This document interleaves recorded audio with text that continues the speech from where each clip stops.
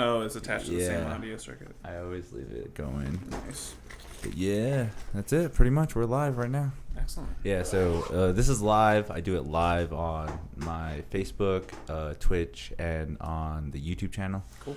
So we're just chilling right now. People will chime in here whenever they are, but me and you will just have a conversation because I literally know nothing about you. True. And you know what's crazy is that everyone tells me, like, Angel, you really need to stop inviting random people to your house that you don't even know. Yeah, that's probably why. I mean, as much as it ever is.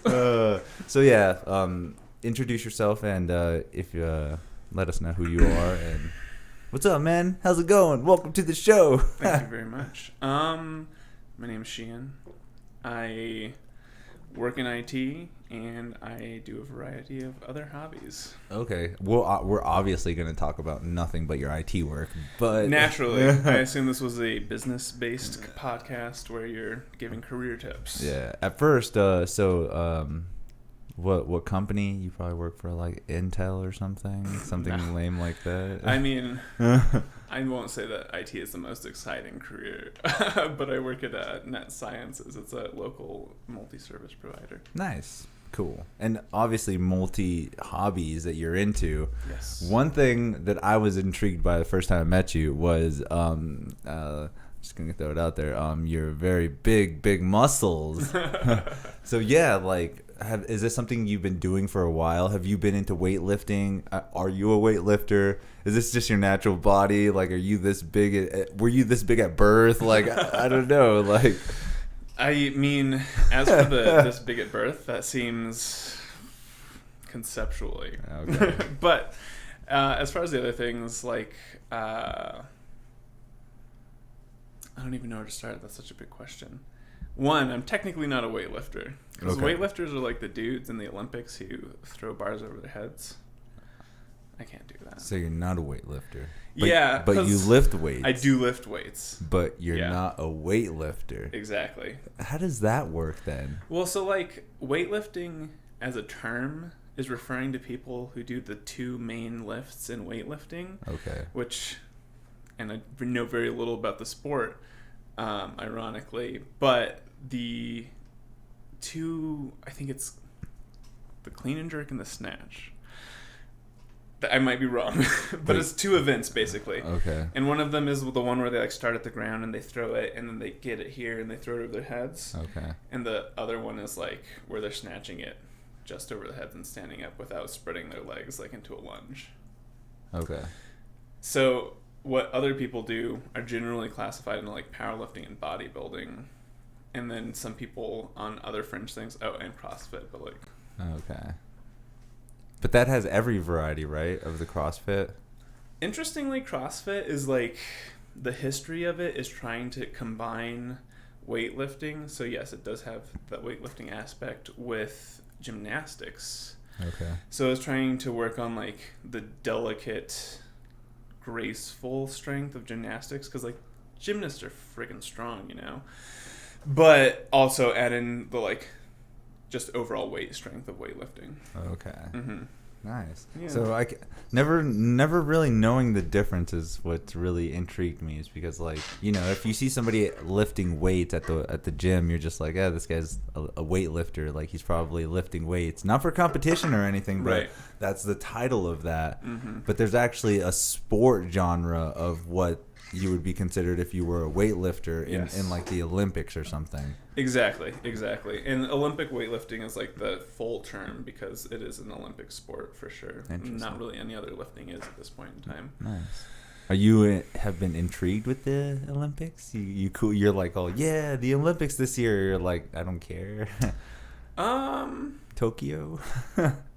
Like, I have a passing interest in the Olympics, but just in the general way that most people do, I think, just because I'm not super observant of any of the sports in it.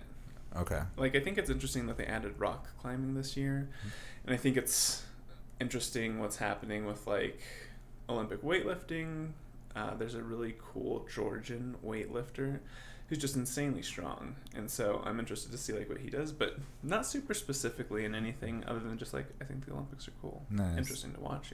It's always great. Are you super patriotic about it too? Like America needs to take as many medals as they can. Oof. America needs to lead the victory in the Olympics and everything else in the world. That's a complex question. Welcome to MuseMe TV. Oh, just kidding. Damn, shit. Okay.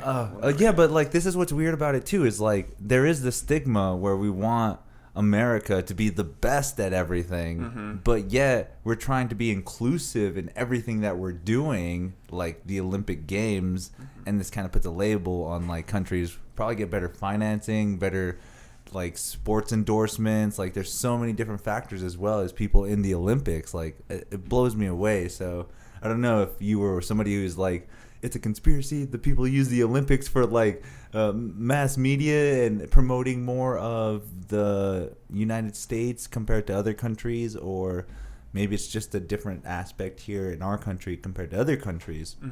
Like maybe they watch it like 24 hours, like they just have it on the whole time. Right. I'm not too sure. I wish I knew more about the Olympics, but and the aspect of what people think about the Olympics as well too fascinates me. So tell me more about if you think it's a conspiracy. I love where you took that, because that's not like where I was expecting at all. I'd say as far as it being conspiracy, it's a conspiracy in as much as any nationalistly based competition ever is in any certain sense, I guess. So not to evade the question, but like, is it promoting certain things? For sure. Is nationalism in itself kind of a concept that may be inherently tied to the capitalist economics that we see today? Probably. Interesting. So I couldn't say that it's conspiracy in any broader sense, but in the like very obvious sense, in my opinion, sure. Okay. Yeah. That's always good to like. I mean, it's awesome too. I mean, literally, there's like different events from different places of the world that are added here that other people have to get good at. Like obviously, like soccer or I'm sorry, football, but stuff like that where like it's not obviously as popular here, but in other countries they like dominated that sport, and then us understanding more of it, and, like I think some kind of martial arts is in the Olympics as well too, like certain forms of it. I know Olympic wrestling is, but I mean something like taekwondo or something like that I think is in there as well. I don't know about that. I haven't looked at the list of the sports recently. Rock climbing is the one specific one that I knew, that I don't know if they're adding this year. And then I've seen memes about them adding skateboarding. Yeah. exactly. That's the big one. Yeah, that's pretty funny. But that's about it. I didn't know that they had taekwondo. I did know that they had like open grappling. So as far as wrestling goes, like you could actually do jiu-jitsu in the Olympics to a certain extent, just because like the rules were looser and you could choose your kind of technical choice of what type of grappling you wanted to do, if I'm correct. But so yeah, more of just like grappling instead of the whole actual Brazilian jiu-jitsu style. Right, because as far as the other categories, my understanding is like Greco-Roman wrestling and other aspects of wrestling have fairly similar. I thought it was different rules, at least to the extent why they're different classifications. And then that's why they had like an open wrestling category to do any other grappling. So are you a big fan of like martial arts and stuff like that? Do you know quite a bit about it? I wouldn't say quite a bit. I'm definitely not like extensively knowledgeable. I did a little bit of karate when I was a kid. I did some jiu-jitsu recently.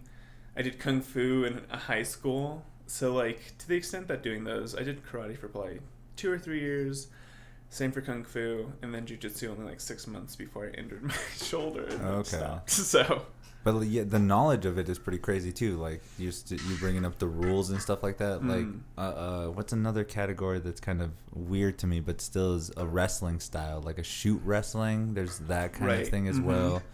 And I don't know, I'm a really big fan of the UFC, and I'm always like watching the fights and always trying to keep up with it and seeing like the way people have different aspects of it. Even when they do fight, it's like, oh my god, mostly everyone stands like a boxer, but this one fighter comes out of nowhere and stands like a karate style, and Right. you see that different aspect in there, and it's really intriguing to see like the discipline aspect of like learning all that stuff. Oh yeah. And I can just imagine like at the level that you're at right now, like that takes pretty much discipline to get what you're trying to achieve.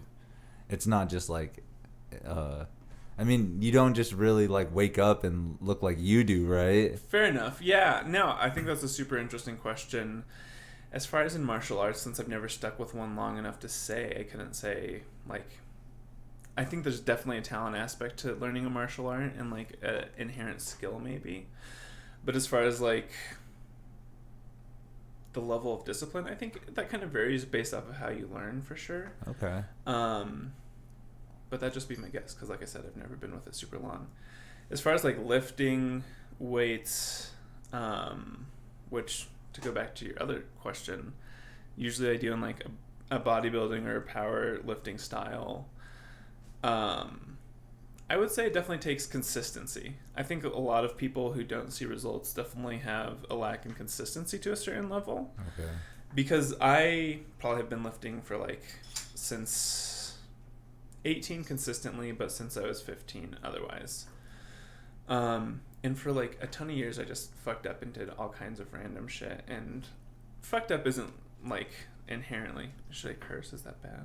No, go ahead. Fuck. Okay, cool. Okay. But as far as my individual programming, which I did myself, it was kind of just for fun, and I wasn't doing anything super specifically. So I'd say overall, a little bit of knowledge and mostly consistency is definitely how you get through gaining muscle in a very specific, like in those two specific realms. And like in any kind of like sort of talent or skill or thing, like I think would be that kind of thing, right? Yeah. Because I mean, obviously you can see. I mean, I just don't have these guitars for show. Yeah, dude. I mean, I've looked at some of your videos. Super sick. So yeah, like I get that aspect too, where you just like kind of have that ambition to want to do it, and then the strive. Mm-hmm. But it's crazy to think of the levels of people that have the dedication to do it. Like, I'm gonna master this. Yeah. And other people were just like, well, I mean, I'll try my best to get as good as I can, but I mean, I'm not giving up my whole life to do this. Mm-hmm. So it's so confusing to see people's aspect of trying that. Is he just everywhere now? Oh my god, he's chilling. I love him. He's a beast. Shout out to little Linton. This is like the first time he's ever really gotten this far. He keeps coming in and then he's like, oh my god, I'm so scared. He's my friend. That's why Nice. we're buds now. To be fair though, I'm so scared because he's so like rebellious right now. He's just like, hey, look at this. Is this a toy? And he's just like, Rear. Fair. He's just gonna destroy this room. Yeah. But he's a cute little guy. He's very adorable. I like him a lot. But you're allergic to cats. Just a little bit. I love cats though. They're sick. They're super funny. So like, is it just like maybe a sinus thing, or it makes my eyes really itchy? Oh, that's so the main thing. And then I get a little bit of like sinus congestion. So it's not super bad. And depending on the cat, sometimes it's not bad at all. It's usually if I like touch the cat and then touch my face, that's when it's really, really bad. Okay. But I've learned to just not do that. Just from a distance. Yeah, exactly. Makes sense. But I'd love to have like a hairless cat one day. They're pretty great. Do you like the way they look? They've grown on me for sure because they're horribly ugly. Yeah, but in such an interesting way. And I'm pretty sure they have the same like emotional feelings. Like they snuggle with you the same way. I think that if I've read correctly, the hairless cats are actually super social, so they love interacting. Oh. Yeah, so they're like even friendlier than the average breed. No, don't say that about my cat. I mean, as much as I love Linton. That's awesome. Would you be a fan of having exotic animals? I want to get a snake sometime soon. It's not exotic. I'm talking about like a baboon or something. I just assumed anything that wasn't a cat or a dog, but it's I don't know about a baboon. Like a snake I think is pretty. There's some exotic snakes. Everyone has a snake. Everyone has a lizard. Everyone has a fish. Fair enough. Okay. Yeah. I'm trying to think of something that they wouldn't have, like a Komodo dragon. Yeah. So dumb. I think if you have the skill set to do it and give the animal a good quality of life, it's not the worst thing. It's not great. Yeah. But it's not the worst thing. Or we just lived in Florida. Yeah, and they're just everywhere. Yeah, we just have in the back. They're your friends. Yeah, in the backyard, just like, hey, this is Trevor. This is my Komodo dragon, Trevor. Oh, he gets out all the time. Sorry about that. Sorry he ate your dog. I don't know. When I was younger, I always thought that like having an exotic animal would be cool until like it's illegal. I guess most of them. I think, yeah, that's my concern about exotic animals is it's like for the animal to live a shitty life. I think also, though, there are certain amounts of exotic animals that are already in circulation just from breeding and things like that. So depriving those animals of a good life, if it's possible to provide them, is like, I don't know. So it's a weird line. Look at him. He's stealing all the stage time. I know. I love him. Tell us more about yourself, Linton. Tell us about all your... Can I pick you up, little friend? Is he? Tell us. He's doing it. Oh, look at him. He's such a beast. Yeah. So, I have some comedian friends that they had a cat that had a bunch of cats, and they're just like, we need to get rid of cats because we can't have a bunch of cats. Right, yeah, totally. So I ended up adopting one of them, and it ended up being this chill. He's cool. I think he's getting a lot of characteristics from the dog as well. Mm-hmm. And it's making it more like suitable, but I'm pretty sure the dog is like, you got me the wrong companion. Yeah, I could imagine so. You totally look. The dog is like, I'm outside laying down and he's in here with you guys. Yeah, I hate everything. No, sir. No, thank you. He's like that. Yeah, I know. He's so ridiculous. Yeah. See, this is my fear of letting him in this room. Fair. Is because like, I don't know. Yeah, and not only distraction, but like I would hate for him to like destroy something. Fair. That is cats can be weird about that stuff. I don't know. It's just one of those things. But I can't be like, hey, do training cats with like a water bottle really helps? You know, like I've never trained with like a squirt gun. So like if a cat like gets out of hand, you just give him one little squirt with that water. You just like. Calm down, or I'm gonna really wet you. That does make sense. Yeah. Cats are so weird about water. I would like an African cat because they're hypoallergenic. Okay. That'd be cool. Like F1 or F2 cats, I think is what they're called. Really? F2 cats? I have to see what this looks like. Yeah. Oh, dude, you gotta check them out. They're like big old cats, and they're chill like dogs, and they like water. So you probably have to train them a little bit more like a dog too, maybe. Oh, okay. I have seen this. Yeah, they're really closely related to African wildcats. I saw like a top 10 video, and this was like one of those like exotic cats that you could bring home. Mm-hmm. That's why I brought up that question, because it's like I'm always in one of those internet binges where I'm just watching YouTube videos. It's top 10 of the dumbest things ever.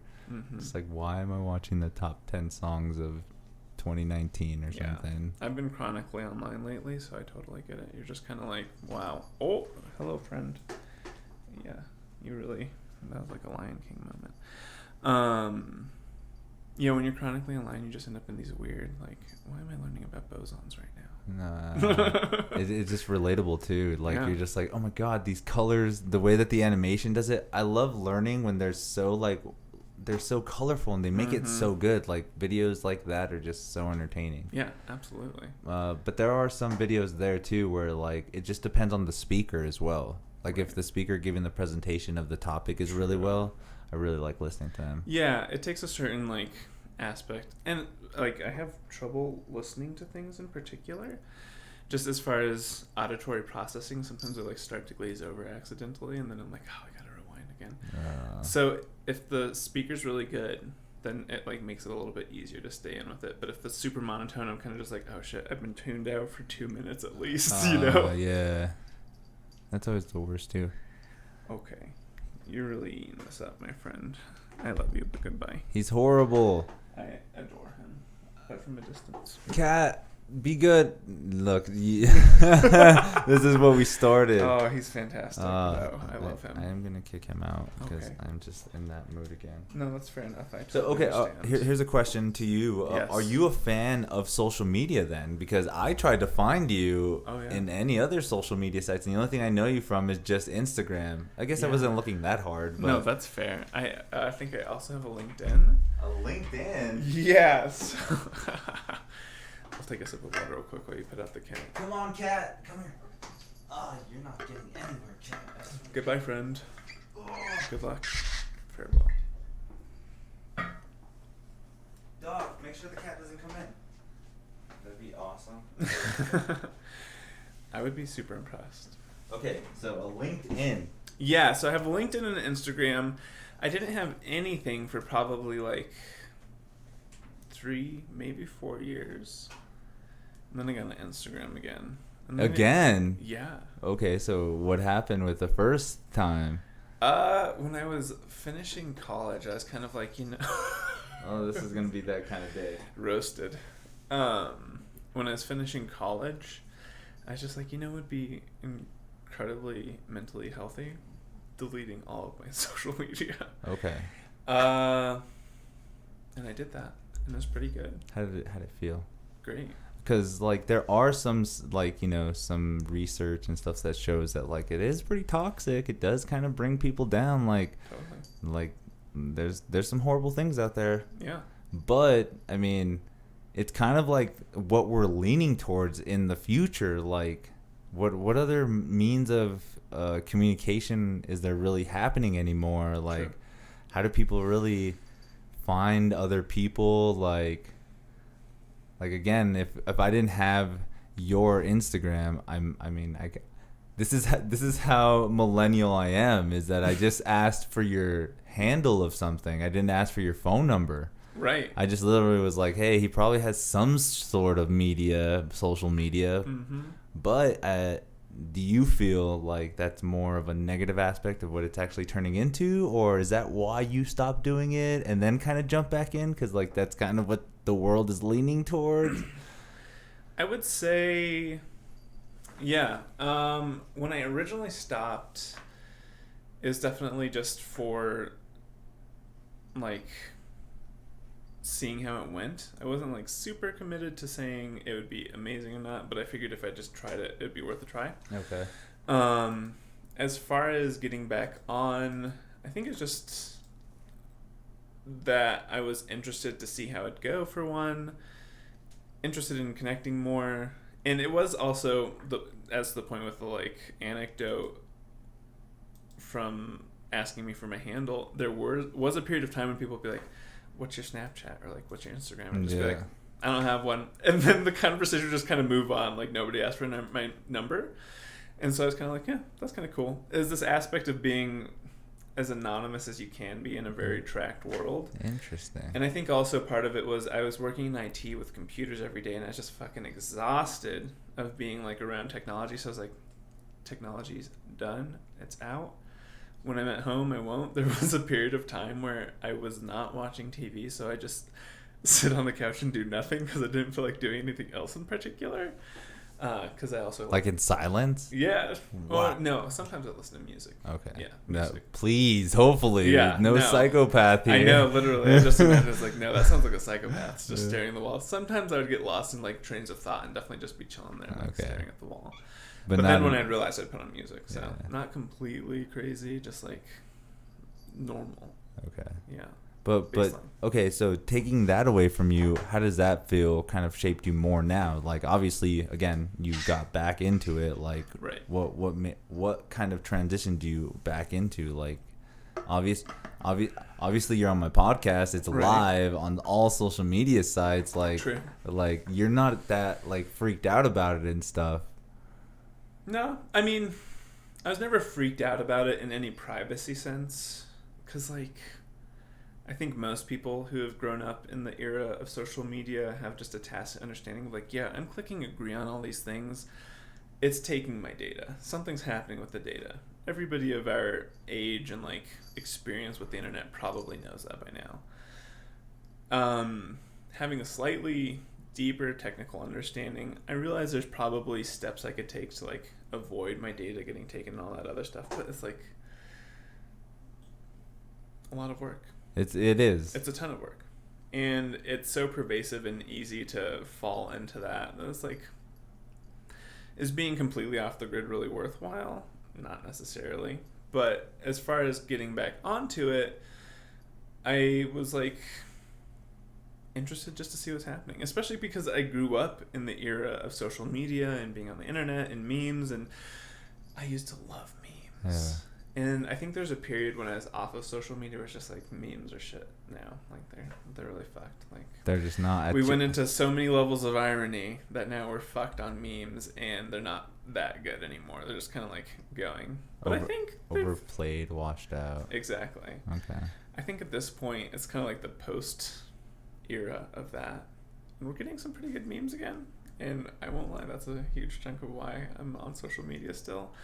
But also part of it is just engaging with people, like you're saying, is finding more people to talk to, learning more things. Especially, I got back on in the time frame when I was doing the beginning of really, like educating myself about working out. Whereas before, I was just kind of going based off of things I've seen and the small amount of knowledge I had. And so now I was like, okay, let's learn about it. Let's get some more. Instagram was a pretty good place to start learning more about, especially fitness, because I think Instagram is splintered into various sections now, yeah. Obviously. I think that's true now of all social media sites, though. I believe that, like, but I've only seen Insta. I hate that they even say this, too. Like, have you ever heard of Black Twitter? That sounds vaguely familiar, maybe. That's just a realm that, like, when you're on Twitter and the people that you follow and the people that you like and stuff, you get in an algorithmic pattern and you see more of that stuff. And that's known as Black Twitter. Yeah, that makes sense. And it blows me away, too, because, like, there's even certain people that you kind of do have to just get in that loop with. And obviously it's the same thing with the Instagram, right? The fitness. Mm-hmm. And just being able to find that kind of niche in there. Yeah. And I think that's one of the scary things I found out is like coming back to it after a few years, they've improved the algorithms, and I'm very upset about that. To a certain extent. Obviously, like, naturally it was going to happen. But before, YouTube was so terrible. This is no longer Instagram, obviously. But it's all social media sites. Yeah, exactly. They're employing some type of algorithm where they're like, this is what you like and this is what other people like, and we're going to compare it in some type of way. And they're getting better at that, I think, because now I'm finding things that I'm interested in, and of course, the whole thing is a shill for ads, obviously. And they're getting better and better at showing me ads that I'm truly interested in. I'm like, oh, these bastards, they're really coming for me. I can say that because I am a bastard. But and you feel it too, right? Because you're like, oh man, I really want to buy this, or I'm really going to click on this because it's enticing. Right. Yeah. So I think that aspect of it still totally sucks. But then again, what if it might be something you need? Like, you know, they might have suggested the right. Is that off of a website? Is that joke off of a website? I bought it at REI. Actually, it could be off of a website then. Mm-hmm, mm-hmm. But see that the stickers were off of a website. Okay, so he suggested. No, I found them through just like going through other people that I followed, and it was an artist, and I was like, I like this. Nice. So thankfully, I try and like prefer to, if I'm gonna buy shit off of Instagram, do it for like people that exist instead of like companies. And to a certain extent, those are the same thing, obviously, but it's nice to like more organically, although it's totally not organic. Still, there's still some aspect to the algorithm to it, I'm sure. But like find a cool artist where you're like, I like this artist's stickers, I'm gonna buy the stickers. I like this shirt, things like that. Okay, nice. Yeah. Well, I guess with that being said, then is there like, so you're not a fan of like Amazon and stuff like that? I mean, you're not a fan of like the ruler of the world? Our Lord and not so much savior, Dick Rocket. Yeah. How do you feel about these guys just flaunting their money around and just being like, hey, check out my penis, and then there goes a ship, and then like, well, look at mine, and there goes another ship, and we're just like, what's going on here? Big phallogocentrism, absolutely. Do you feel it's more of like that kind of like aspect of like the 1% really is something that is there? I mean, obviously we can see that these people have so much money that there's no comprehend. Like if they really wanted to, they could end world hunger and some kind of tragedy that they wanted to with the snap of their fingers because of the money they have. But they don't, and they have, I don't know, like, have you heard about the Amazon work conditions, how some of them work? Like, absolutely. Like, I don't know, like, what do we do as people to, like, kind of prevent that, or do we just kind of go along with the machine? That is a fantastic question. One I don't have any, like, cohesive answer to. Because I like your last response where you were like, hey, I like try to find local artists. Right. I try to, you didn't buy all those stickers off of Amazon, like, Right. That's a small initiative step, but when it's something so big, how can you even turn the wheel anymore? I think, yeah, I'm skeptical about how much any individual's organization of their own purchasing power and other aspects can do as a large contribution to changing the way that money interacts in our ecosystem, particularly just because the basically monopolies that exist in various realms, although technically they'd be more like oligopolies, but like the aspect of very small amounts of companies controlling a very large amount of what we intake, you know, as consumers in the economic system, that obviously to a certain extent makes it questionable on how effectively you can do anything without a certain level of wealth, which in and of itself is hard to say, like, or not even hard to say. It's just to say that you have some moral failing for not being able to meet certain aspects is, like, questionable, because there definitely does exist this whole realm of people who are ultra wealthy that have been kind of accumulating wealth. So it's like, how much can you change that as in a system that has been rolling for hundreds of years now? Yeah. Directly. To say that there's nothing you can do, not necessarily the case, and it's worthwhile doing. But like, same with, if we were to talk about global warming, like the US military producing the huge amounts of ecological waste that it does, and then we're like, I gotta take my plastic bags and recycle them and these other things. And not to say that we shouldn't do that, but it is kind of this paradigm of who has the ability to do certain things, and it's worthwhile to still work towards pushing back against those things. But I don't know if that's necessarily something where it's like that will be definitive anyway against such a vast system. I don't know, because there's a lot of, I don't know, I personally think that we kind of like screwed up way early on. And I mean, we can kind of try to like steer the ship a different course, but yet it's still going to be like super, I don't think it's like, we can't do it anymore so that we're not going to hit the iceberg. So like I don't know. I wish I was more of like an optimist or like some kind of like philosopher that I know the path of what I know this society is going. But then again, there's other civilizations that didn't last nearly as, or lasted tons longer than what we are right now. So what I expect out of everything is kind of weird too, because like, as far as I know, we should just try to be good people to each other, just try to be honest, like super helpful.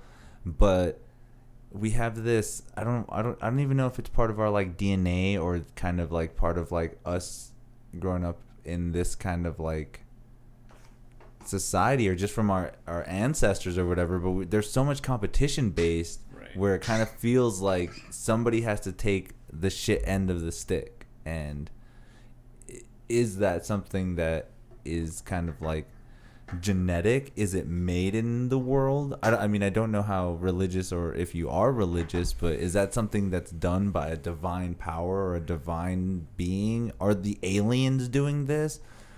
Is there a reason why UFOs have been obviously in the media now? Because they're trying to change the way that our perspective of what we think is going on. Like, I'm so confused on how the world is changing, and I cannot stand it. I'm just trying to rant a little more. No, yeah. But yeah, I don't know. It's crazy to think about how especially us as humans, we know nothing about anything. I mean, we kind of dabbled a little bit talking about like psychedelics and stuff like that.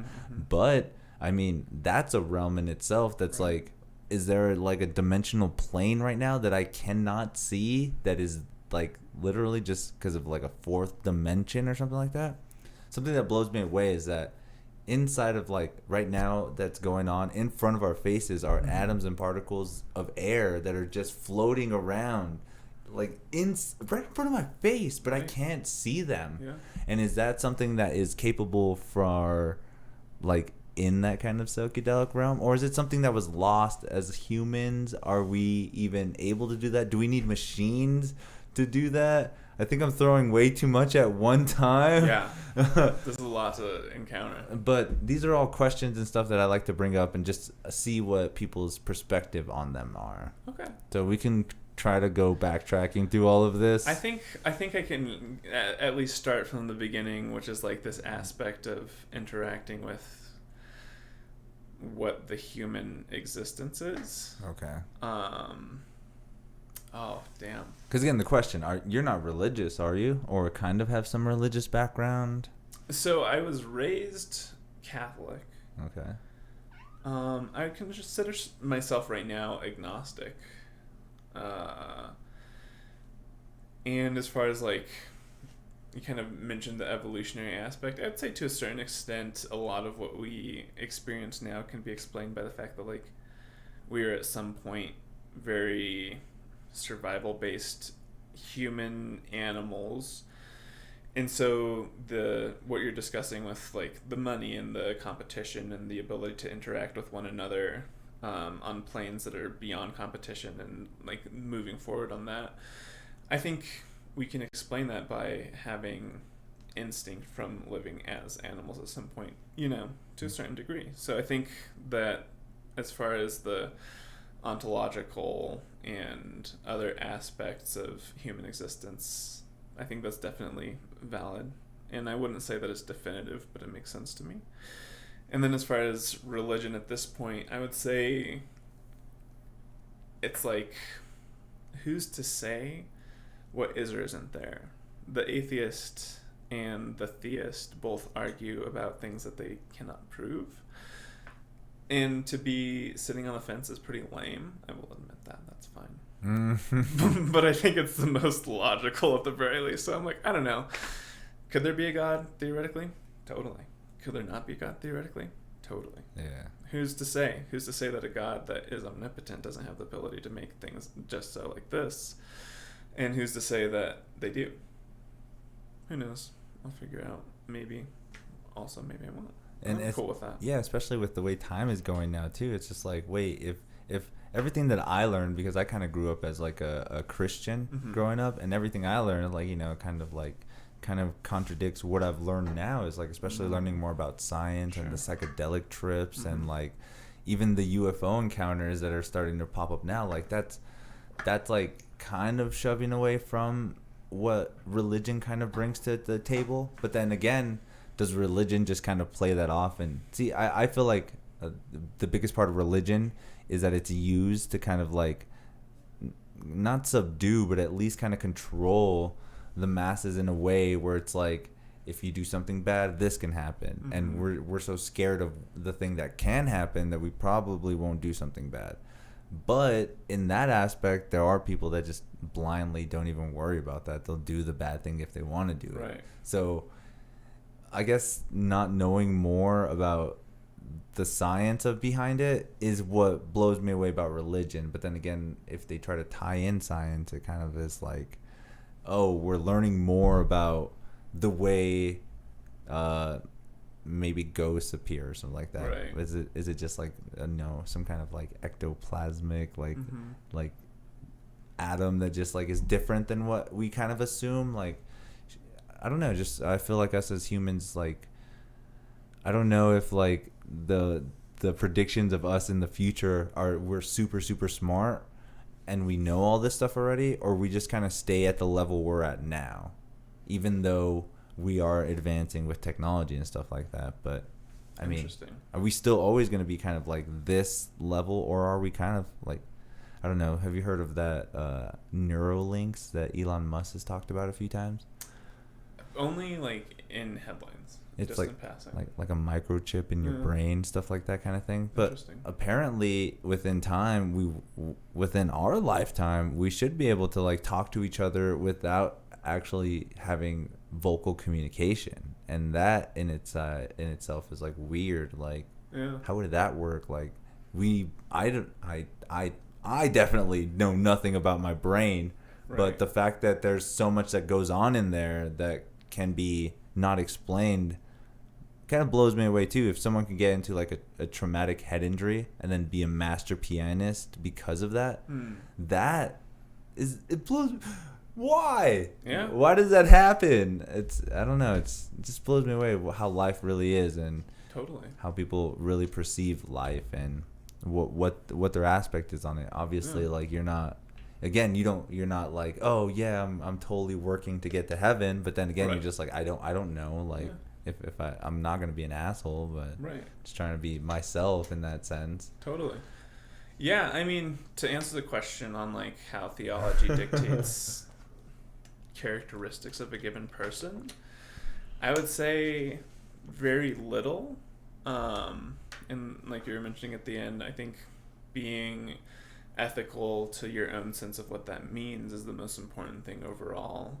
But also understanding that in kind of like a social instance where you're not kind of always being the butt of anything that happens, I guess, to a certain sense. So like just understanding your own ethics absolutely is a part of being a good person in the general sense, and not in a theological sense where it's kind of your understanding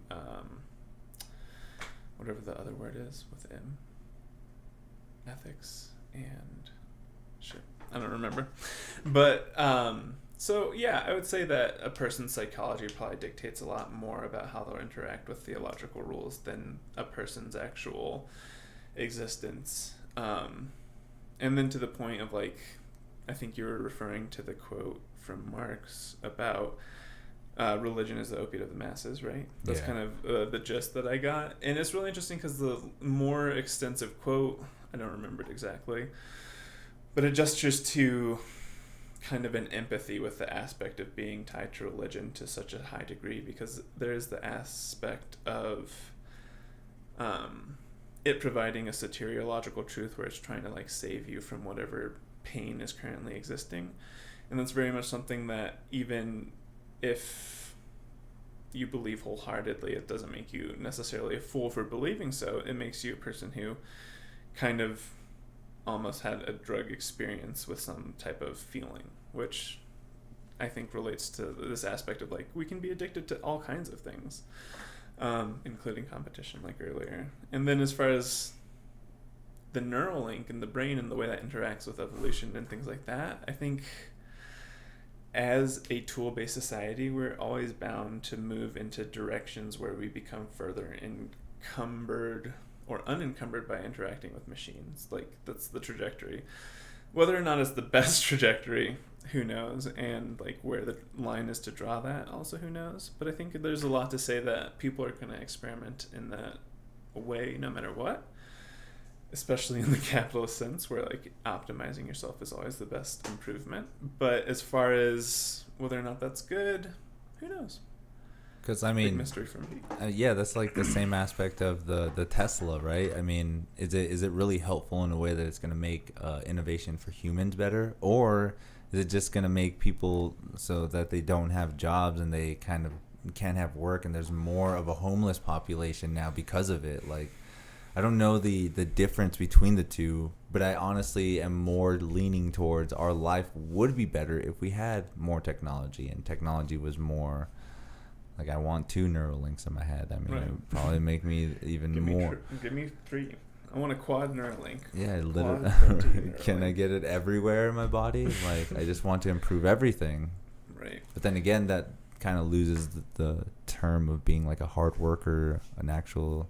Oh, that's interesting. Yeah. That would suck too. Like, if I knew how to play, if like you were able just to like type in something in your brain and play guitar as good as I can, and you barely started, I would just be like, Well, there goes my like life's work. Right. But there's gonna be a lot of people that feel like that's happening now for them. Is especially like one of the big things that I hear is the semi truck drivers. Is because Tesla is coming out with their semi truck, and that literally is gonna be so innovative that a lot of companies will just be like, well, I might as well just buy the Tesla truck because paying this guy's salary, and I think he's wrecked twice already. Like these things come into factor or kind of like hinders humans. And is that a good thing or a bad thing? As far as technological innovation in that sense, like I would say, first off, the biggest threat, at least to the human and the person who is the average population, which is to say somebody who isn't ultra wealthy, is going to be that this system that destroys their work and livelihood will not account for fixing that problem afterwards. Which is to say, automation inherently will destroy jobs, which is kind of concerning in so many ways. And it's very unlikely that in our current kind of state of government and politics that's not going to be well handled necessarily. Very skeptical that that'd be the case. Yeah. Especially with like the way the wealth is divided into people. Like even if you do stop working, like, do you still have to continue a different job, or is there going to be something where like you were a semi driver for over 15 years, you will get, you know, some kind of compensation from the Teslas taking over or something? Like I don't know. But. Yeah, I mean, exactly. Like whether or not that will happen, probably unlikely. So I think that's the very first downside to that kind of trajectory. But whether or not I think it's inevitable, maybe not necessarily, but whether it's incredibly likely, yeah, definitely incredibly likely, just based off of the way we've seen such incredible growth from being a society who 2,000 years ago, you know, like on the grand scheme of timelines like you were mentioning earlier in societies and things like that, the trajectory of technological innovation has increased by such a steep measure that the chance that there's going to be huge unrest from that technological change is probably incredibly likely, you know, like that's feasible, that is inevitable. So whether or not all of those things are good, who knows, but whether or not they're not going to happen, that's pretty likely that they're going to happen. It's going to be, at this point, like we're in and we'll see how it goes.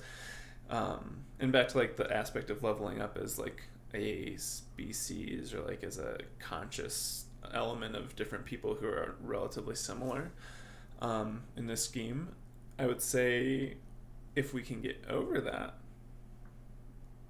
kind of fucked upness that could happen anytime in the near future, then it's possible we could level up. But it'll definitely be like, I think the level up in the sense of like when you're talking about humans, I immediately, because I've been watching Alien franchise recently, because I really like Alien Covenant. Okay. I love it. I love Michael Fassbender in it. But the whole idea is like one of the engineers seeds the Earth with humans, and that's their like origin story, which I think is super interesting. But it's this aspect of what is the next level of being able to be as a society, and I think that will definitely be shown by how we incorporate our answers to whatever happens. And if we make it past that, that might be a next level. But don't they have those like tier systems or whatever for like planetary, like how to become more of a planetary, like a one society planetary thing or whatever? Like if I remember correctly, like a tier 1 planetary society is able to like harness the energy from the Earth altogether, and then a tier 2 society is able to do it from their neighboring star, and then a tier 3 will be able to do it from any star or whatever they want. But yet we haven't even reached level 1 yet. We can't. We're still at 0, which is horrible to think, because like they've already mapped out how us as a society should excel, but yet we obviously are hindered by these things like, you know, natural gases and like stuff like that, where it's just like, what the fuck? Like we could be already like space travelers, or we could be like interacting with aliens and having like alien porn and stuff like that, but we don't. We have to fantasize about it. And that's Right. that's horrible. Yeah. Yeah, I think that's an interesting aspect of it. I might be thinking of something else, but I've heard that kind of scale that you're referring to in reference to the Fermi paradox. And if I remember correctly, level 3 or level 4 was like harnessing all the energy of the sun and creating like a Dyson sphere. And you can do whatever you want, like travel multiple solar systems, as far as you know. But speaking of the Fermi paradox, there was another thing too where it talked about, like, I guess the gray filter, where like we technically can't go to another society because they're technically almost like, if we were ants, they are just that much bigger than us, like human size. So like there's no real interaction that's ever gonna happen. Like there's colonies of ants that have never seen a human ever in their life.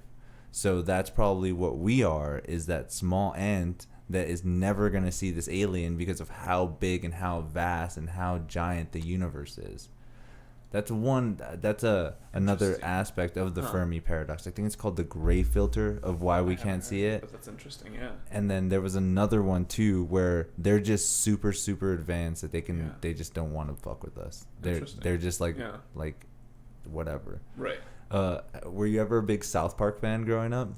No, not a ton. I've watched a few episodes, but I never like got through all of them for sure. Okay. Yeah. There is this one. I think South Park is way better than The Simpsons at predicting the future. Interesting. So there is this one episode where the characters of South Park do end up discovering space travel, like interdimensional fast traveling. Yeah.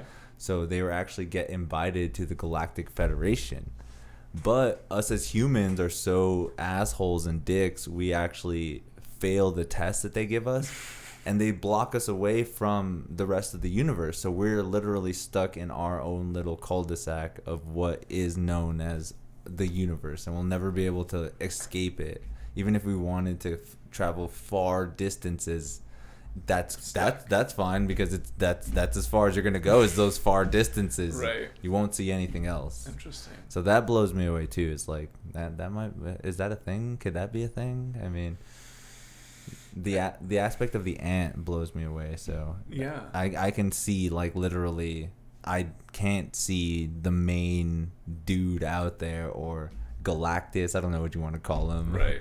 That's super interesting. I think for the South Park one, it's interesting because it's kind of like this recasting of God, but as aliens. Okay. Because they're like, the Alien Federation's like, no. But then they become the God of the human universe. And then we're still stuck being in the same place, but there's like a omnipotent and probably capricious God outside of the gates. That's super interesting. Or the us as a talk show, or like us as a reality TV show. You ever heard of that theory? Apparently, kind of like the John Kerry movie. Yeah, where like everything is like, Truman different Show. planets or stuff like that. So like there's a giraffe planet out there somewhere, or there's Nice. nothing but a rhino planet, nothing but a cockroach planet. So an alien thought to bring them all together to unite in this one Earth. And again, with the thought of there being so many so many Earths, what's not to say that the only animal that thrived on that Earth-like Earth was an elephant? And then these aliens are just like, let's beam them up and put them all in one, because they all obviously live on the Goldilocks paradox planet. This is me going way into like weird nerd YouTube binges again too. I love it. It's a very brand new concept. Too much Alex Jones. That is the gay frogs and stuff like that. I just can't handle it, dude. It's everywhere. Oh no, that's so funny. You ever watch? There's a movie by the dude who did. Oh fuck! Now I can't remember. But it has Alex Jones in it. But it's all animated. Waking Life. Have you ever watched Waking Life? I have not. You gotta watch it, because there's this one part where it's just Alex Jones saying what Alex Jones says exactly, driving around on the city in like this animated style. Have you seen A Scanner Darkly? I have not. Damn. Wow. You should watch both of those. But A Scanner Darkly is also in a vaguely similar animation style, but it's this very super weird animation style, and he's literally just yelling out of a car with a bullhorn, but it's Alex Jones's voice with the like character. Yeah. Super interesting. The capitalist. I've literally only seen like clips of him otherwise though, because I have no interest in viewing InfoWars too much, so Yeah, just the clips I find. He's very outrageous. I've seen when I was younger, oh my god, like I was such a conspiracy nut where I was just like, oh my god, so I really dug deep into Alex Jones, and I was just like, god damn it, this is so intense. But then I got older and I'm just like, I kind of took all of that way too much. I need to like push back, kind of use a grain of salt. Totally. And like, you know, maybe some of the things that he does say are a little bit whatever, but most of it is like outlandish, and he's just trying to get so much attention with how like extravagant and how loud he is. Like, okay, I know that bankers obviously control most of the world, but when you yell it at me and tell me about it, that's like not a conspiracy. That's just like basic knowledge of life. Yeah. And that's what I get out of that too. It's like, man, you don't really have to yell at me. You don't have to like get at me at all these things. It's ridiculous. Yeah. But that guy's funny. He's so funny. I can't believe he thinks, well, see, that's proven though about the gay frogs. Did you like, so there are animals out there that do like especially amphibious beings that actually have been proven to change gender because of the environment of what they're in and stuff. Yeah. But what happens when they're introduced to actually more like chemical processes that are brought to you by us? Like one of the things that he was talking about is plastic. So when plastic gets left in the water and it deteriorates so much over time, that gets into the frog's body, whatever animal, and then it ends up making it have different characteristics. So maybe it's not a gay frog, but it ends up like having those like, oh, everyone's in mating season, but yet why is the male frog acting like the female frogs at that point? So that's kind of that whole like, and then again, science is so crazy. There's so many things being discovered all the time in the Amazon, in like rainforest, even hybrid animals. I saw a top 10 video of like animals that are hybrids that are very hard to make, that are, you know, they're just like, you can only get one offspring and it can't keep breeding with itself. Like ligers and donkeys or mules and stuff like that.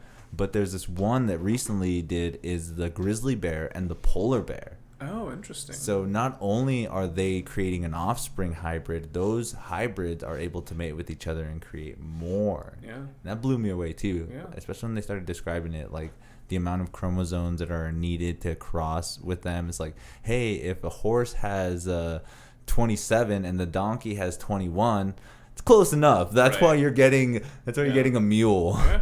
And so the genetics and stuff like that too. We can change pretty much what we're gonna look like. Well, our fetuses maybe. Right. I'm not sure. Like, do you think that's something that you would be in favor of? Is like genetically altering people? I think that's super interesting as a concept. I don't know where I'm at with creating people as a premise. Because we're pretty close. I mean, they're getting to the point now where I'm pretty sure they're going to be like, what eye color do you want? Yeah, I think it's a pretty bizarre idea. Gattaca, that was that whole premise, right? Is that you could have designer babies. Like, what's his name was not the designer baby. That's a great movie. But this guy, movie buff, heck yeah. Not even. I guess I need to watch more movies, guys. I mean, it's probably just down a different venue. I think I saw that in high school from a teacher, so it wasn't even like I was like fancy movie man.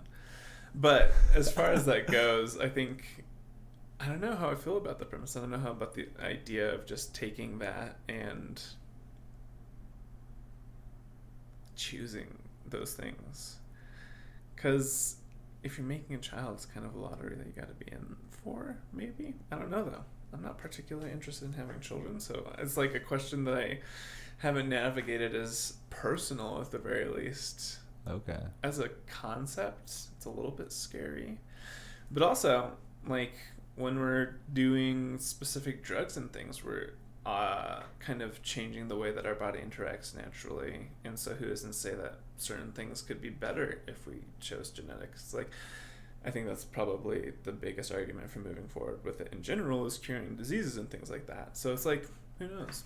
Maybe it's great, but then is like being able to change your child's eye color and things like that. What are the social ramifications of just changing that? I don't know. Complex. I know, it's so crazy. Yeah. That's the thing that blows me away of like, especially when I start talking, I'm just like, I hate all these ideas and stuff that start popping in. I'm just like, is this even possible? Does this even happen? Yeah. Like, why is that a thing? Like, here's another thing. Like, is like something like hate a gene, or is it something that's kind of like brought in by the habitat that you're created in? Like, is that something we can alter, or is that something we can alter later on? Like, that's what blows me away too, is like the subconscious mind, and then the way like people understand, like, or the way that they perceive certain emotions. Yeah. Like, again, us probably seeing a murder or witnessing a murder is probably tragic, and we're probably going to feel weird, right, compared to someone else that might have this other kind of feeling. Like, you've known the feeling of like being in love, or being like, you know, some kind of like happiness, but you know that feeling, right? That's a crazy thing too, is like we can't really describe each other's feelings to each other, because right. I can't be like, hey man, I'm in love with this girl, dude. There's butterflies in my stomach. You can be like, oh, I get it. I kind of get what you're saying, but you can never really feel that aspect. Yeah, totally. But is that something that is made, or can you learn that, or is it something that like is kind of like, oh, since my great-grandfather was kind of like an asshole, and then my dad and his dad is an asshole. Looks like guess who's coming up as an asshole next? I mean, yeah. I wonder if that's really how it works, or if that's kind of an idea that's out there that, again, I wish I was smarter, or just can like push my Neuralink button to find all these questions out. But it's kind of interesting to think of how you would perceive it as well too. Yeah. Like I don't know, can you do you learn hate, or is it already born in you? I think the genetic question on anything is super interesting for sure, and so many unknown variables. I would say that to a certain extent, genetics obviously affect aspects of our health and our physical body and the way that it interacts in space and things like that. As far as like emotions and the aspect of just being a developing person, I guess, I think there's definitely always a question of nature versus nurture, but I think one can be fostered maybe. So like nature could be fostered more than nurture, where you're kind of referencing hate and like teaching people how to hate and things like that. I think that's absolutely something that can be accounted for as totally being part of the way that you're brought up, rather than being part of just like your natural brain acceptance. Because I think a lot of things with hate and aggression towards people that are different from you come from learning what your social standing is in any given group, and that being part of your survival system to be able to stay in that group. Okay. So I think hate is very much more social compared to things like your physical makeup, and maybe certain like mental health differences that might come down through genetics versus like otherwise. But I think as far as hate, that's something that definitely can be taught, and also something that is very clearly and evidently both removed and then developed by varieties of people. And I think that can be much more environmental and much more social than just like the way that we were brought up into the world, you know? Nice. Yeah. That's an interesting aspect to think about too, because again, I want to seem like I'm a good person. Hopefully I'm a good person, but then you listen to like certain, so there's like a lyric by Tupac where it's just like, he would like have to steal and have to kill just to make sure that his family survives. Mm-hmm. And that's like one of those aspects too, where it's just like, is that good in the sense of like he's trying to provide and help for his family, or is that bad because he obviously has to take the life of somebody? Like there's so much of a gray line that it's just like, so I hate it. No, I totally hate being human. Why can't I be a robot? I don't need these. For real. Oh man. While you were saying that, I remembered the other word. It's ethics and morals. Morals. We got there. Excellent. But yeah, no, I think that's a super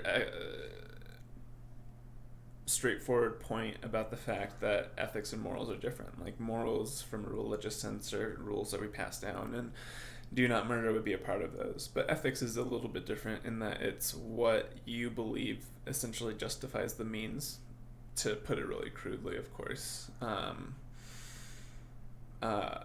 And like, you might betray your own ethics sometimes. If like Tupac's part of his ethics were not killing people, and he killed somebody for the sake of doing something, maybe that doesn't necessarily become written into his ethical code, but it's definitely an aspect where he obviously, by referring to that, has some interaction with it by knowing that it is something that maybe he shouldn't have done.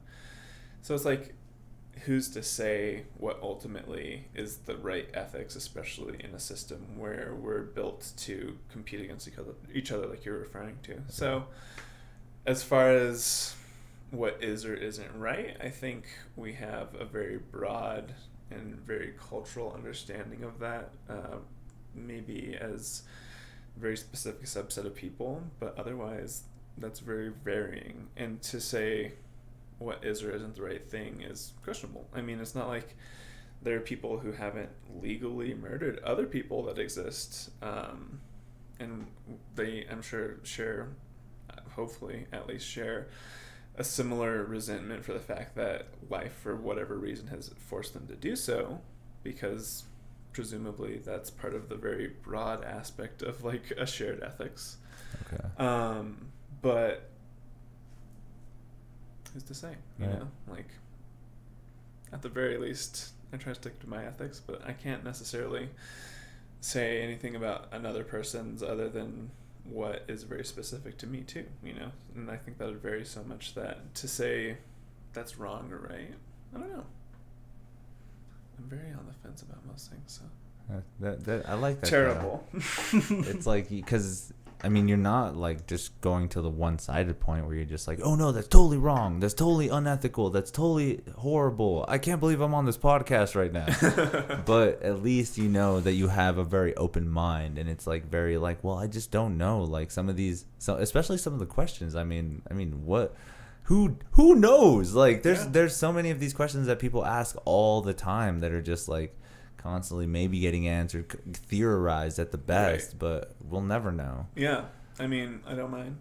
Love a good philosophical question. Dude, I love talking. Yeah. That's one of those things where I feel like the human race doesn't do as much anymore. Right. Because all they do it on is like in the social media aspect, on phones and stuff. Very different. But like us having these conversations with like our eye gestures, like the interactions, the laughing moments, like it's way more fun. I'm just like, I get it. It's better interaction.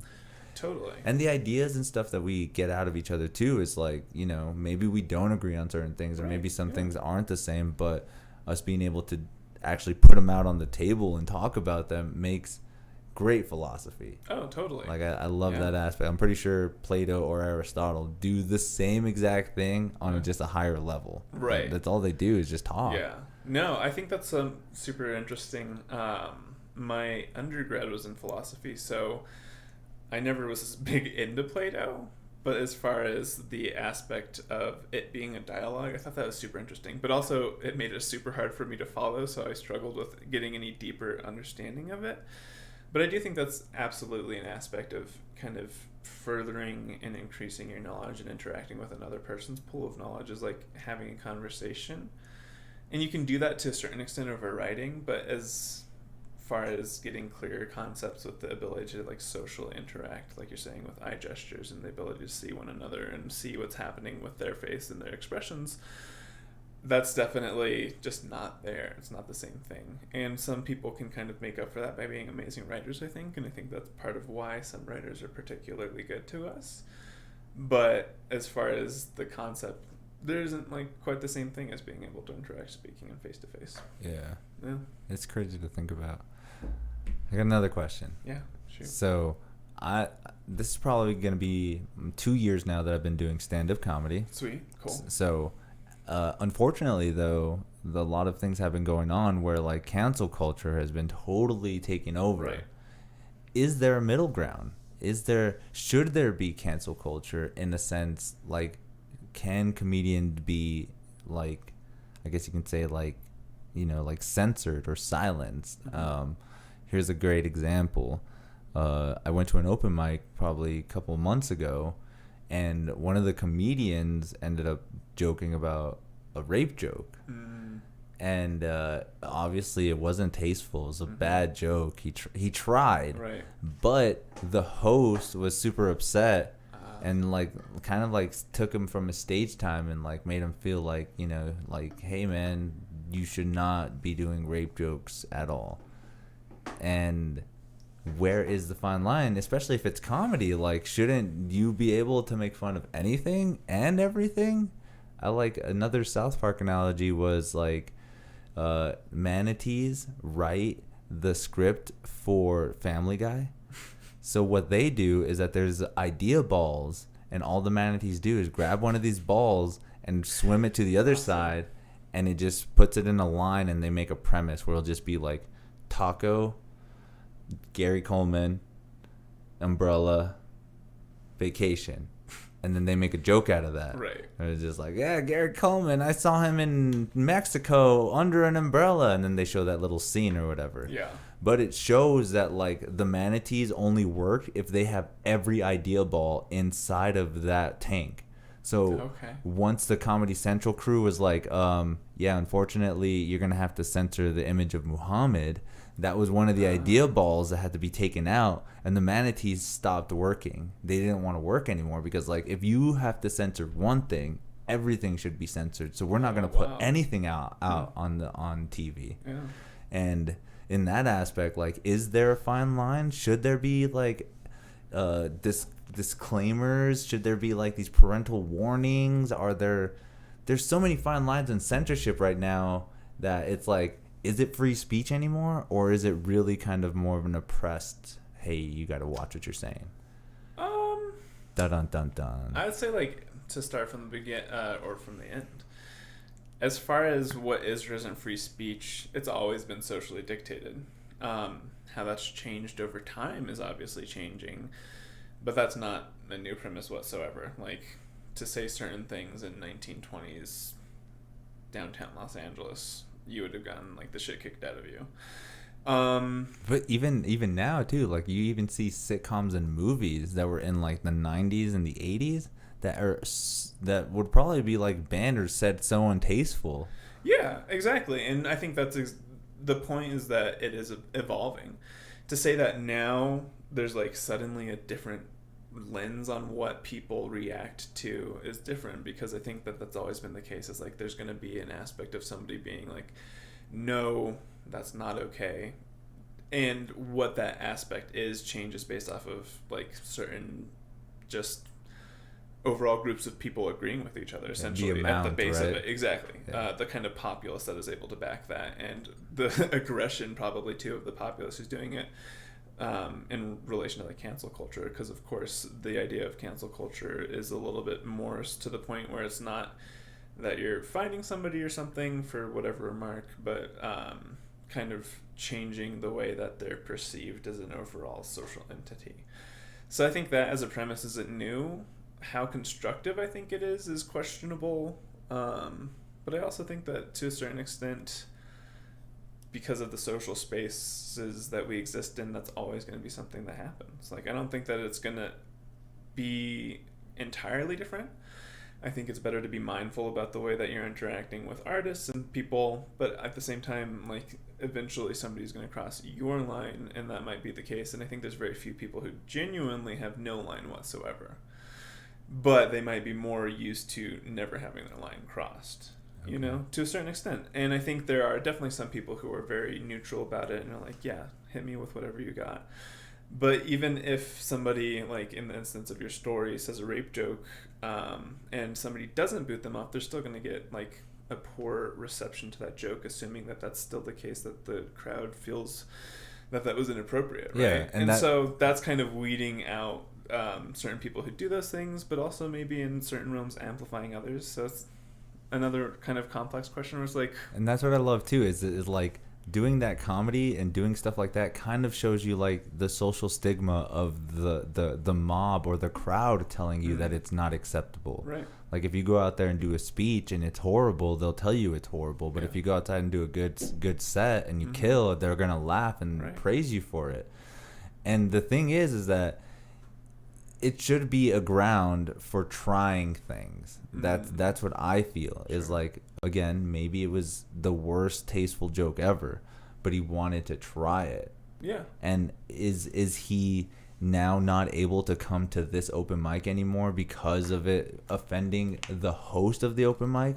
Again, the audience could have been like, you know how like if a joke doesn't hit so well, you kind of hear a moan or you don't hear anything in the crowd. Totally. Like that would be a good indication, not like more of something happening where it's like, hey, unfortunately you can't do that. Nope, that's give me the mic. That's you're done. Right. And that's just like, holy shit, like where again the stupid line that I wish there wasn't. Because I feel like that's one of those places, the comedy era or the comedy space is something where we can kind of try out whatever we want. One of the things that I've heard, though, is that the reason why we can't do that so well, though, is because we don't have an established actual comedy club here.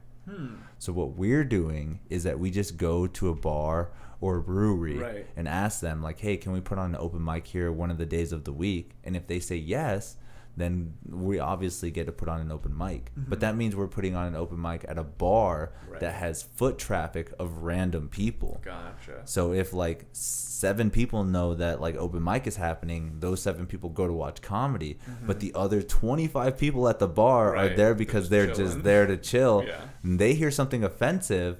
They don't know the concept of being like a comedian line where it's like, oh, he's trying things or oh, he's doing things like that. Right.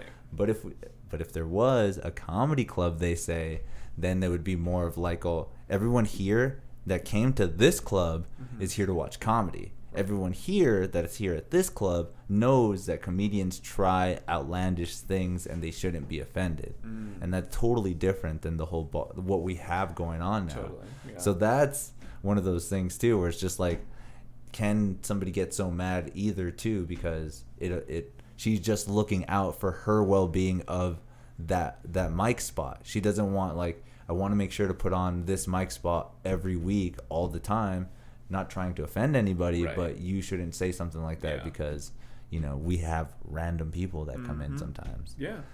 It's crazy. I mean, doing comedy too is always has blown me away. Just like, man, you can really laugh about something like that, or you can make somebody laugh with the ideas and stuff like that. Right. So, are you a comedy fan? Have you indulged in it at all, or checked it out, or know of any comedians that you're into? Yeah, I mean, to a certain extent, I like different shows and things like that as far as comedy goes. As far as stand-up, I'm a little bit more, like, I don't have a ton of stand-ups that I love. I really like Hannibal Buress. Nice. Hilarious. I saw him here when he was in town like 3 or 4 years ago. Dope. So funny, especially in person. I think John Mulaney's pretty funny. Again, that aspect of interacting in person, like you can see Hannibal's specials online, but you going to a show and him literally telling so you, it's amazing. It's different for sure. Yeah. I can't think of others. There's like a few others, but not a ton. Yeah. But I also don't spend a lot. Like I have to be in a very particular mood to be watching stand-up comedy. So a little bit less particular about general comedy, but when I'm down for it, I do enjoy it a lot. What's a form of comedy that you seem is like really more entertaining? Like obviously there's the sketch comedy aspect, or the whole, you know, even like sitcoms, or like maybe like I don't know, like maybe dramatic, like witty dramas, but still have a comedic aspect. Like what is that? Brooklyn Nine-Nine, stuff like that. Oh right, yeah. I don't know, like there's so many variables of comedy too that I've been learning about too. Like people go up there and do stand-up comedy, but then there's this one guy that kills. Shout out to Cody Dove because he's awesome, but he does improv work. Oh, cool. So he's such a good improv where he'll literally just like get the crowd going with you, and like he brings somebody on stage, and like if you were to do this, what sound would you make? Mm-hmm. And that person tries to make the sound, and he no. like comments over it. It's genius how it works. Yeah, that's but super cool. For the longest time, entertainment wasn't happening. Right. Like COVID and stuff like that. Yeah, absolutely. Are you a big concert goer, or like going out to events like that or anything like that? I honestly never really was. I wouldn't say I'm like an inside person. I definitely like going and doing things, but I was never one for big venues and things like that. I go every now and then with friends, but I was never like super heartbroken about that aspect of things going away. Okay. But I know other people like them, so I've never been like, I want them never to come back. Yeah.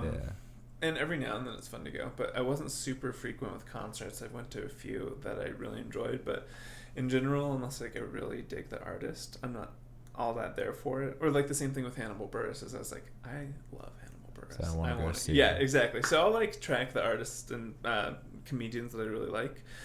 I was in London in 2019, I think. Doing? I don't remember just visiting somebody. But while I was there, that sounds so cool. it was super fun. Yeah, it was cool. It was the first time I left the country, so it was super exciting. But while I was there, I wanted to see, I'm trying to think of the name of the third person that I really like as a stand-up, and I can't remember his name. But he's a British comedian, and he's so funny. But I really wanted to see him in person, too, so like, I was excited about that. James A. Caster. Oh, okay. James A. Caster. He's hilarious. But you saw him out there? No, I wanted to, but all of his shows were sold out. He did that special on Netflix, and I think that's where most people saw him, and I imagine he blew up. He Plutoed up. He Plutoed all the way. That's dope. Yeah, so. That's interesting. Yeah, I mean, I like that whole thing too. Like concerts are the shit. I totally like music. Yeah. Going and like experience the crowd surfing and all that nature of good stuff. But playing music and stuff, like when I grew up, I was so into like heavy metal and rock and roll. Right. But then getting into guitar and stuff, now I can appreciate like a really intricate like country solo or like even like if a keyboardist or something is doing super awesome, I could kind of relate to that. So just like being like the discipline of like learning the instrument has like really intrigued me now. Like even if I'm not really that into the genre, still kind of understand and appreciate where that artist is coming from. No, I totally agree. I think that reminds me of just the whole aspect of bebop jazz is the jazz for jazz players, right? Which is such an interesting paradigm, because when you start to appreciate what's happening there, you kind of gain a whole new world of what you're interacting with. And so like even if you're not like, this is the most amazing music that just grips me, it's more so this aspect of like you can interact in a different way, which I think is awesome. I started learning a little bit of classical guitar at the beginning of the quarantine. And I've kind of kept with it since, but not a ton. But even that, just like the little bit, has really made me appreciate watching people play more. As I'm like, wow, what they're doing is amazing, and you can really appreciate it just from the technical aspect. And it makes you smarter too. Oh yeah, like you're literally firing neurons in your brain that are working simultaneously. Right. Not only is it like identifying the music notes and stuff, but it's also developing muscle memory in your hand. And I don't want to brag, but these hands have been lifting for quite a while now. Very nice. Yeah. So no, that's a skill. It's crazy to think about those, like especially somebody that comes into it new, and you see it right away, like oh man, this is hard, and I get the appreciation of it. Exactly. So that's dope. Keep it up. Yeah, I'm trying to. I've been a little bit off my game. Plus, with like classical, ideally you have nails, and they're so frustrating to me. I kept them for like a good chunk of time, but it's just hard to have nails the whole time, and playing without them isn't quite the same. But maybe that's because I learned with them, so I should probably try it more. Because there's been so many times too where I want to learn with my nails, but I don't, because I'm just like, I've never done it before, so it's so weird now. It's worth trying. It's definitely, I loved it when I was like had my nails just right, and I would play. It felt super natural, and like the sound and the way that you could get different pitches coming out of the string, it was awesome. Okay. Yeah. You ever fuck around with the pick? So like 3 months into taking classical guitar lessons, I was like, I need an electric guitar now. So I got a Gretsch hollow body. Okay. And so I use a pick on that sometimes. It has steel string flat wound. Because I basically wanted to like learn jazz guitar with the nails. I never got super far into that though, but someday. That sounds pretty difficult too.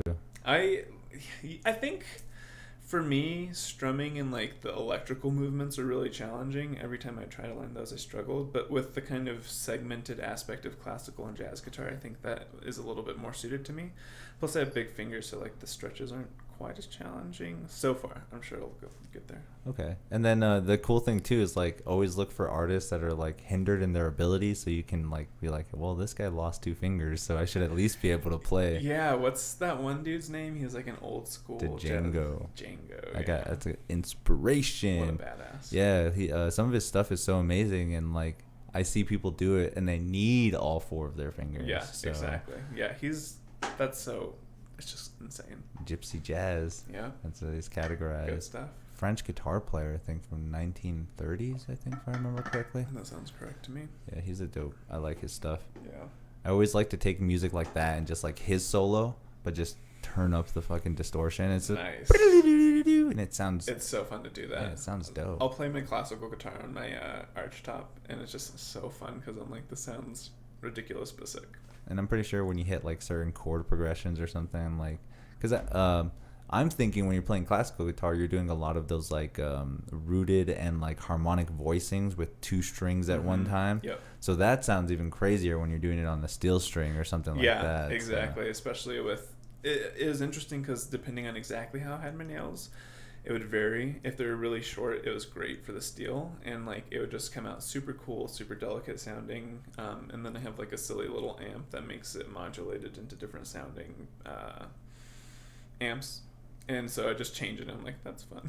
Nice. Yeah. Yeah, the world of guitar is amazing. So good. Yeah. I'm glad I went with guitar because I'm like, piano would also be really cool to learn, but it's easier too.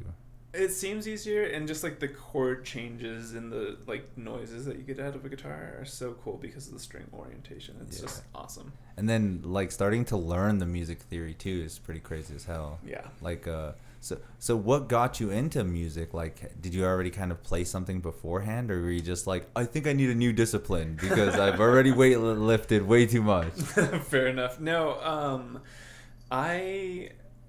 what got me into guitar was probably the quarantine more than anything. But as far as the history is, I played trombone in like middle school. Okay. I never got super deep into it. It wasn't that great at all. Just like one of those classes you had to take. Exactly. When we were doing electives, I was like, I guess band. I don't know. And then I do kind of regret choosing trombone, unfortunately. But I mean, it's the best it's the best brass wind instrument. So. Fair. I don't know. It's pretty good though. I do like it. Not to shit on trombones.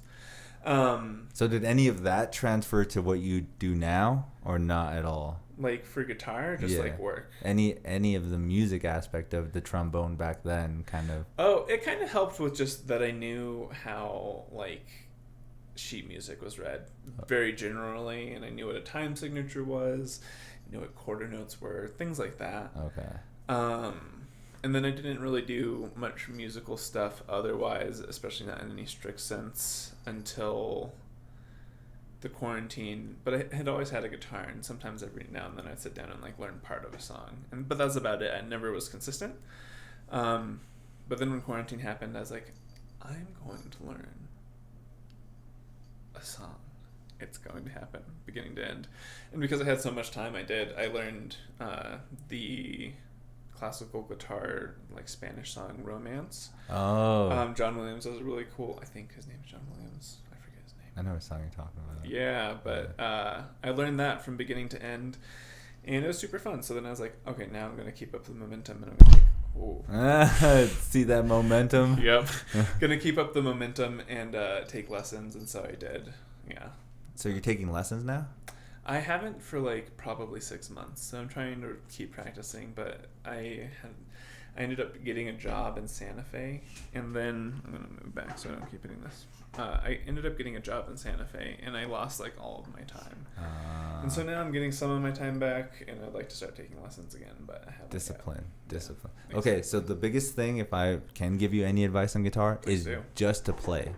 Yeah. You'd really, I mean, you can have that little lesson base, but it's not until your fingers actually feel comfortable in what it's doing. With the multiple amount of things you can do on it, Right. it's just having it in your hands and just doing stuff. Yeah. Like I remember growing up, I played guitar for at least like 4 hours a day. Nice. And I was just doing little increments of just like Yeah. over and over and over again, to the sense where I was just like, I would throw on South Park and just be like, Nice. and now I brag to people because they're just like, how did you learn guitar so well? And I was Right. like, I watched South Park. Totally, And they're like, yeah. wait, what? And Nice. it's like, yeah, I'd sit there, play the same thing over and over again, and it's the same thing, so Yeah. I don't have to think about it. Right. So it's really monotonous stuff, Yeah. and I get to enjoy an episode of South Park. Totally. So it got me to, and then I was a loser too, so it wasn't like I was outside all the time or anything. So it got me really good, really fast. Nice. And, Okay. and building that more and more was just like, maybe I should. I learned a lot of my stuff from the Guitar World magazines. Oh, cool. Okay. So they had like a tabuloid section. You know what tabs are, right? Right. Yeah. Yeah. Yeah, that's like the cheater way of learning No, music. that's where I started. That's how I learned romance. And then when I took lessons, I started learning to actually read, but I'm still shit at sight reading. Yeah, it's so hard. It's like hard. it's so difficult. So I use the tabs a lot. Smart. But I got so good that there's this program called like Guitar Pro, Yeah. Yeah. where it literally like it's playing the song in tabs as you play along. Right. So I kind of play it like Guitar Hero. Nice. So like I go along with the song, Yeah. and I know I miss a few notes and stuff like Right, that, but just totally. play it over and over Yeah. and over again. No. And it's just that, yeah, developing that skill Right. that like, oh man, I could just imagine like how well and stuff you've been doing it, where you're just like, especially classical guitar, because classical guitar kind of has a different discipline. Like, are you sitting the certain way how you're supposed to? Do you have it between your legs where the neck is standing up correctly? Is your foot on like a footrest? Right. Like, are you doing all of those things? Are you developing a sloppy style, playing on your side? Like, there's so many of those little Yeah. weird things that Yeah. just like, but there are really great guitar players that play just as good, but play their own way, like their own Totally. style Yeah, of way. Absolutely. Like one of my favorite guitar players is the guitarist from Megadeth. His name's Marty Freeman. Okay. He has an interesting way of holding his pick, Yeah. so that it literally looks like he has it like in the most interesting way. And when he picks, he's really hitting his notes like if he's like it's so weird. Huh. But he's a talented, one of the Yeah, best guitarists. totally. He wrote some of the best Megadeth songs, but yet he has this weird technique. Yeah. So there is no wrong way. Right. That's the best thing to think about it too. Is like Totally. there really is. Look at Jimi Hendrix. Like he didn't have a left-handed guitar, so he Yeah, made one, and right. it's just as good. Yeah. You so you were talking about concerts and stuff. Like what was one of the biggest concerts that you've ever been to? Oh, biggest? I don't know. I haven't been to a ton of big concerts. I think my favorite concert was Tennis up at Meow Wolf, but I just really like the band Tennis. Okay, so it was more of an enjoyable thing. Yeah. Nice. Yeah. I went to one big one at the Journal. Oh, I think I went to that Blink 182 concert. That was pretty good. I was there too. That was really big. Nice. Yeah. Yeah. It was so crazy. Yeah. No Tom DeLonge though. Right. That's so horrible. Mm-hmm. Do you believe in his conspiracies that he knows more about aliens than we do? Didn't know those existed, but Yeah, I want to believe them. Honestly, that would be so funny if Tom DeLonge, out of anybody, knew the most about aliens. He says he does. I would love that. That'd be so funny. I would die. And so because of his like outreach, like so he would, like was on the Joe Rogan one time, and he's Right. actually been on like different media outlets talking about this stuff. More people got interested in space, and now they're just like, maybe Tom DeLonge is the reason why they had to reveal the UFOs. Damn it, Tom DeLonge. So I don't know if I should like praise him or not, or be like, oh yeah, he knows what he's doing. Oh, you better leave. I mean, if that is true, I'm happy because it sounds hilarious. I mean, and The funnier the truth is, the happier I am about it, honestly. you're just like, if that is the case, da da da da da da. Right? Yeah. It's like I follow, Depths of Wikipedia on Instagram. I don't. Oh, check it out. It's pretty great. It's this person who basically compiles the weirdest Wikipedia articles because they're pretty weird ones. And I Interesting. can't think of any off the top. Oh, no, I do remember. Because of the Olympics. There was this post where it's about the 1904 marathon. And apparently, like, out of 200 people, only like a quarter of them finished. Don't take any of these stats for like given, because I'm remembering this and it's probably not exactly true, even close. But there was like one dude who almost died going there, and like he's gonna pass out and just take a nap, and because apparently they were doing it on dirt roads, and so he inhaled a bunch of dust, and so his crew gave him a little bit of brandy and strychnine, like the rat poison, because of the nervous system stimulant, to get him to finish it. And then like when he finished it, he had to be taken to the hospital, and he is 8 pounds lighter than when he started the race. But that's just one section of a pretty lengthy post about the weird shit that happened at the 1904 Olympic Marathon. Interesting. But it's a great page for just the most random, very niche information. There was this YouTube channel kind of like that, where it's called This Exists, and then it finds nice. like interesting things where like they try to find out. Like, have you ever heard of a thing called extra tone? Yeah. So extra tone is where you take a song and you literally turn it up to 10,000 beats per minute, and that's it. Right. And that's an extra tone song. I'm so intrigued by that. That sounds fascinating. So any song you'd like, just literally wrap it up to 10,000 beats per minute, and you are enjoying extra tone.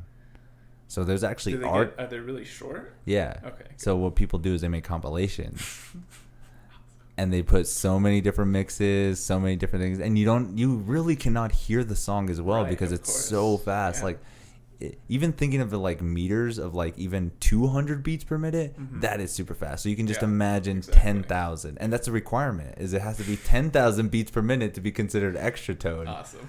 So that's one of those things that blew me away. And another crazy one was eBay dicks. Have you ever heard of eBay dicks? No. Okay. Not at all. So what people were trying to do on eBay is that they would try to sell shiny objects, like say a teapot kennel, a reflective refrigerator, but they would take the picture naked, facing the camera, so their reflection is on the product. Yikes! You would never really. You have to really kind of look for them. I've seen pictures like that, yeah, and I've always wondered. And it's called eBay dicks because there's a select group of I guess you could say trolls or something, right, that actually sell a bunch of just random stuff, where they're just like, hey, selling the new Samsung S20 right now, the best you can think of right now, and yeah, it's just an eBay dick in there. Dude, I mean, the internet. What a world. Yeah, to live in a place where that exists is bizarre. It does explain now why I've seen those photos, because I just thought they were like aberrances that people didn't realize, but now I see. And that's crazy to think about too, is like sometimes you'll see a meme and you're just like, oh my god, I can't believe they made this a meme. It's so dumb, but it's real life. Yep. Oh, that's hilarious. Classic Not the Onion. It's happening more and more lately. Very true. Is it really a cucumber or is it a pickle? That's the question. We've been here for an hour and 36 minutes. Nice. We've been here for quite a while. Let me check out this comment section, see what people is going on. Okay. Dank Purple OG Kush. Nice. Where's the stoner dude that talked about getting attacked by 100 cats and 100 dogs?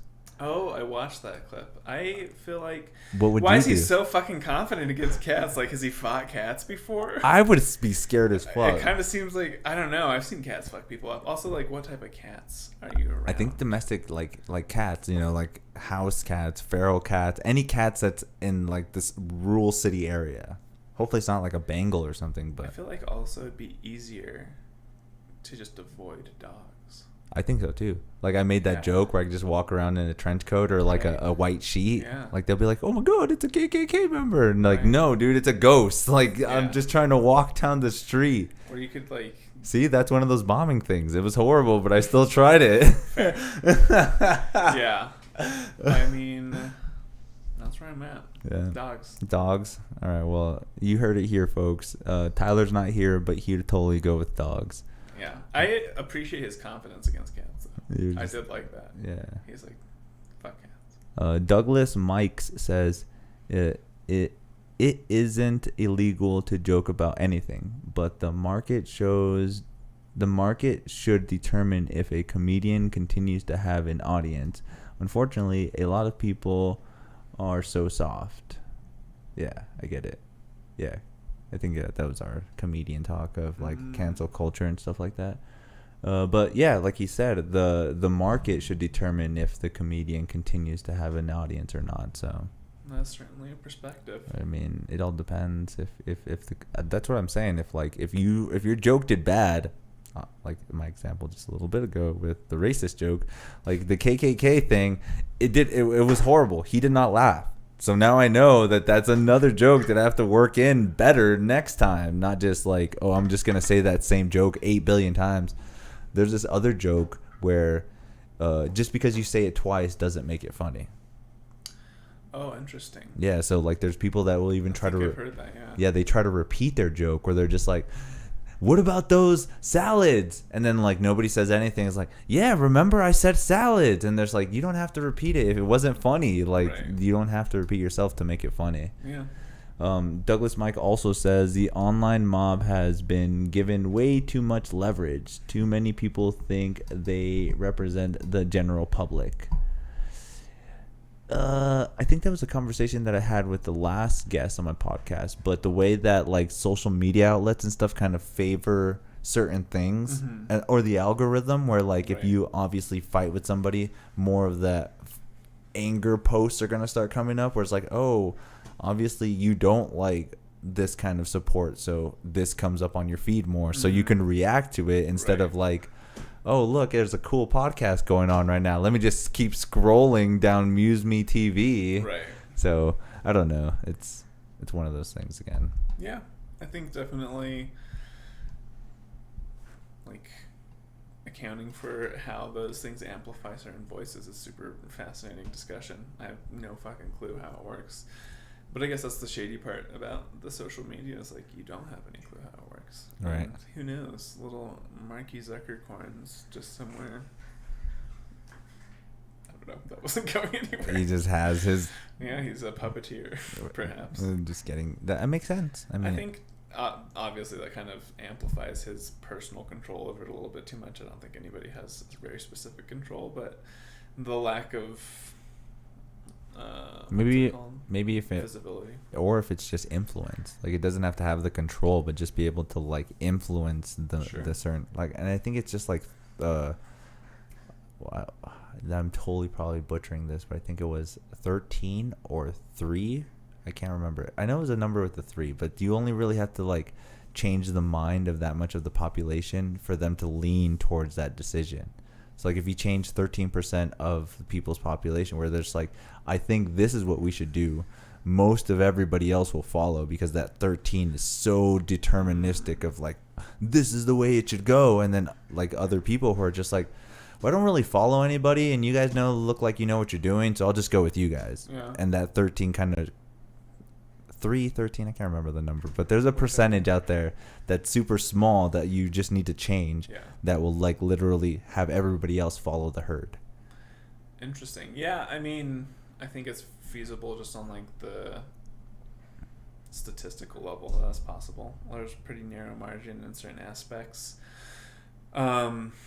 But I guess it depends on what you're referring to a certain extent. And I think still like with social media, that does change the way that you see visibility around certain topics too. So I'd say it's more complex than, or maybe it's in practice more complex than just changing that percentage.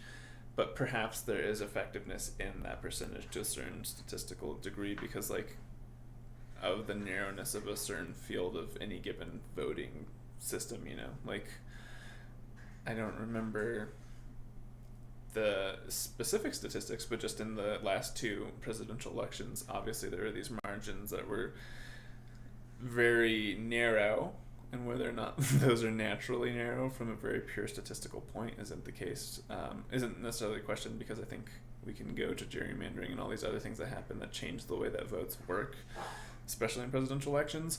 But beyond that, like, if that were the representation of real statistics, then yeah, totally. If you could get 13% to switch over, you would have like a major victory, assuming it was in that narrow field. But as far as influence overall and how much that how people like interact with that, I think that's been amplified by social media in prior extents. I don't know. I think it goes back to that like nature versus nurture question on how much we default to whatever environment we were brought up into, and then also the interactions that we have with new people as we develop and mature. So interesting. Yeah.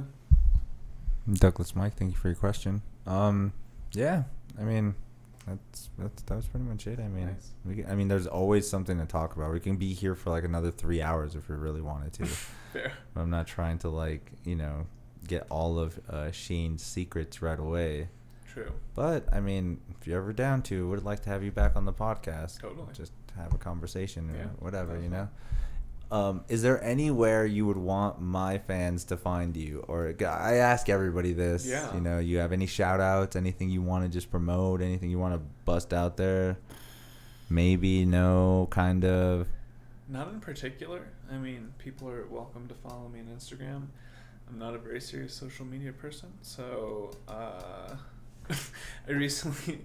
follow On a Downward Spiral, and they have a post where it said, "This isn't a meme page, it's a shitpost page. I don't care what you think about the content." So that's the gist. Okay. Might not like it. It's never like particularly in any one direction. So, yeah. Right? I think his latest post was the trippy picture where you just like posted yourself 100 billion times. Yeah, I did want to make more memes. I want to get an iPad and make some memes. So potentially meme page admin, that'd be great. There But you in go. general, yeah, it's not super specific. I edited it because have you seen that original meme? The dude where he's like, shit, should have never. I was editing that photo of myself because I wanted to put it as my profile picture, but then when the edit came out, I was like, oh, I just want to put this in so many different locations like that one meme, and so I did.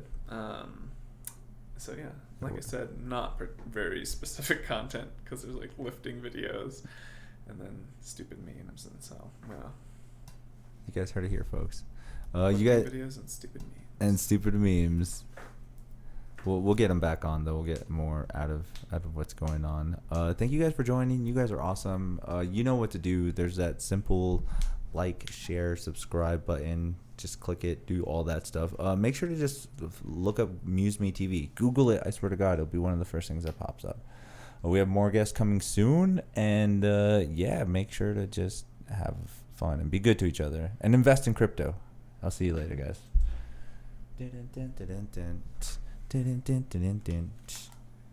Nice. Right. I don't have outro music, so I just make up my own. I like it. You should start playing it on the guitar. Yesterday on the hood, I was trying to find my way to another spot, but it ended up being